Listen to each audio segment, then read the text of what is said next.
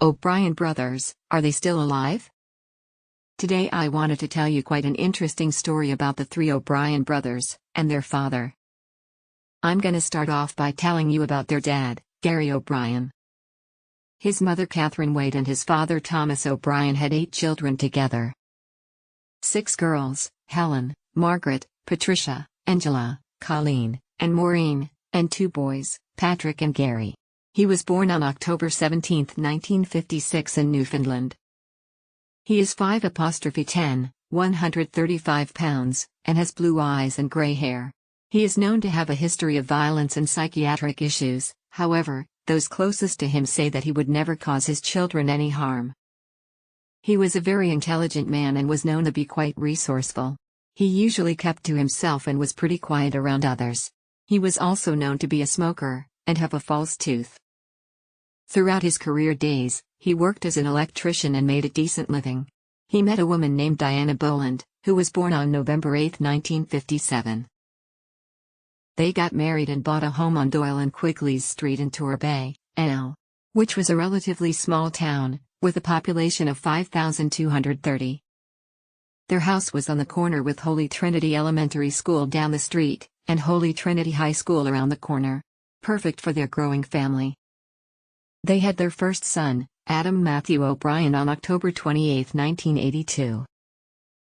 He has brown hair, and blue eyes and wore clear braces on his top front teeth at the time. He took his job as the older brother very seriously, and always tried to keep his brothers safe. He was also very sensitive and was very in tune with the feelings of those around him. When Adam was 2.5, on May 8, 1985, Trevor Anthony Thomas O'Brien was born. He got his middle name from both of his grandparents, Thomas on the O'Brien side, and Anthony from Diana's father. He has brown hair, blue eyes, and a small scar on the back of his head. He had always been the comedian of the family and loved being, well, a rambunctious kid. Then, on November 29, 1991, they had their youngest son Mitchell Gary Marcus O'Brien. He has brown hair that had a natural part in the center of his head, like a cowlick as some people may say. He also had brown eyes and a tendency to push 2 fingers on the side of his nose. He was only young and had just begun developing his personality, but at the time he was fairly shy. When the family wasn't spending the day at home, they would go out to the video game arcade, or the local swimming pool. These were Gary's favorite spots. However, sometime after Mitchell was born, things became rocky in their marriage, and they ended up separating. Diana had moved into an apartment in Mount Pearl, NL, while Gary stayed in their family home. They had agreed that the boys would live with Diana, and Gary would have visitation every Saturday. So Catherine, Gary's mother, passes away peacefully from a long-time illness on September 29, 1996. Her funeral was held 3 days later on October 2. 15 days after his mother's funeral, he celebrates his 40th birthday. This fell on a Thursday that year, so in accordance with their custody order, he celebrated it by himself. Then, 11 days later, his oldest son Adam's 14th birthday, which again, fell on a non-visitation Monday. So on the morning of November 9, 1996, Gary called his ex-wife and informed her that he would be late picking up the boys. Since Mitchell, the youngest, hadn't been feeling well that day, Diana told Gary that she was going to keep him home. Gary became irritated and demanded that all the boys be ready to go at noon when he gets there. After Gary picked up the boys, Diana carried on with her day.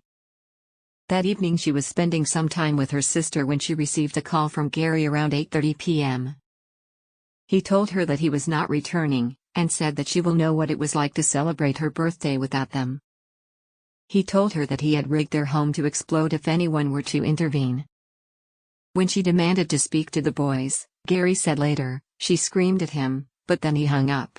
Diana's sister called the police right away. When the police arrived at the family home, they discovered 2 400-pound propane tanks that were rigged to go off if someone had even just rung the doorbell, flattening theirs and the surrounding houses. Due to the amount of damage this would have caused, Gary O'Brien was put on America's Most Wanted list and is wanted with Interpol. In 1997, a water rescue team found an engine and front end that matched the serial number of Gary's gray 1989 Ford Tempo vehicle, with the license plate AMX 635. It was located 10 kilometers from where they went missing, off the coast of Flat Rocks Cliff in Redhead Cove. Despite this news, Diana believes that Gary had traded vehicles in order to get away unseen, and ditched his old vehicle into the ocean to divert police.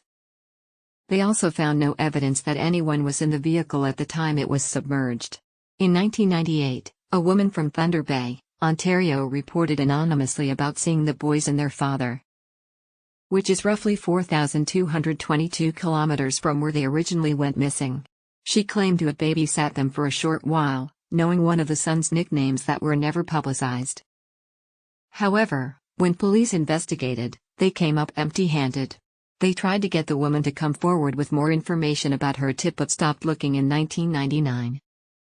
It's been over 25 years since Diana has seen her 3 sons.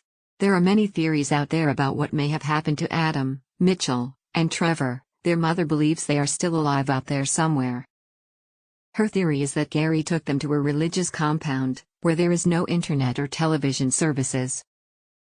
The mention of brainwashing has even been brought up. On May 24, 2011, Diana met with the former Prime Minister, Stephen Harper, to raise awareness about her sons and other missing children by launching the Missing Kids. Since their disappearance, the police have released a few age-enhanced photos of the boys done by forensic artists, which are based on the traits of family members at their age in order to help with accuracy.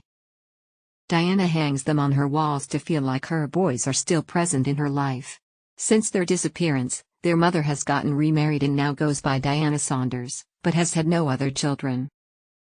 She went to school for interior design and is moving forward with her life. That being said, she still spends her free time thinking about what her boys might be doing, what they like, or if she has any grandchildren in the world. When Gary and the boys first disappeared, the O'Brien family told police that they had not heard from him, but stated they do not believe that he would cause the boys any harm. Although Gary's sister, Helen, believes he and the boys have passed away, I came across a family tree that Gary's cousin, Shelley O'Brien, made in 2007. Which would have been 11 years after the time of their disappearance, where she lists Gary and the boys as living. But there are also many people that believe they were in the car they found in the ocean, or that Gary killed them and himself. Maybe he had a psychotic break after losing his mother the month before their disappearance, and having to go to her funeral 2 weeks before his own 40th birthday. There were tips from all over North America, but the search is still ongoing for Gary and the O'Brien brothers. We won't truly know what happened until we find them. If you have any information that may help find Adam, Trevor, Mitchell, or Gary O'Brien, you is please asked to contact the St. John RNC at 702-729-8000. Something small could make a massive difference.